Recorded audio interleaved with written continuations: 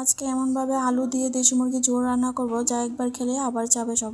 রান্নার জন্য এখানে দিয়ে দিব একটা কড়াইয়ের মধ্যে দিয়ে দিব পর্যাপ্ত তেল। তেলটা গরম হলে এখানে কিছু পেঁয়াজ কুচি দিয়ে দিব, তার মধ্যে কিছু আস্ত মশলা দিয়ে দিব এবং আদা রসুন পেস্ট আর কিছু রসুন কুচি দিয়ে দিব। এগুলো দিয়ে একটু ভেজে এর মধ্যে পানি দিয়ে দিব, আর তার মধ্যে লবণ হলুদ মরিচ এবং জিরা গুঁড়া গরম মশলা গুঁড়ো সব কিছু দিয়ে একটু ভালো করে কষে নিতে হবে। তরকারি রান্নার সময় মশলাটা যত ভালো কষানো হয় তরকারির স্বাদ ততটা বেড়ে যায়। তার মধ্যে আরেকটু পানি দিয়ে আমি ভালো করে কষিয়ে নেব। এই পর্যায়ে মাংসটা দিয়ে একটু নেড়েচেড়ে নিব, তারপর দিয়ে দিব কিছু আলুগুলো দিয়ে ভালো করে একটু নেড়েচেড়ে কষিয়ে নিব। এই পর্যায়ে একটু ঢাকনা দিয়ে রেখে দিব।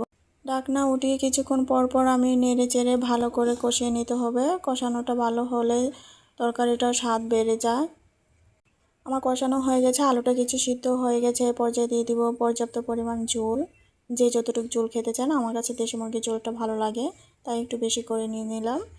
এ পর্যায়ে ঝোলটা সিদ্ধ হয়ে গেলে এখানে দিয়ে দিব 1 চামচ টেস্টি সল্ট। এই তো আমার আজকে মুরগির রান্না হয়ে গেছে, দেশি মুরগির ঝোল। এভাবে কে কে পছন্দ করেন কমেন্টে জানাবেন। আজকে এই পর্যন্ত, ভালো থাকবেন, আল্লাহ হাফেজ।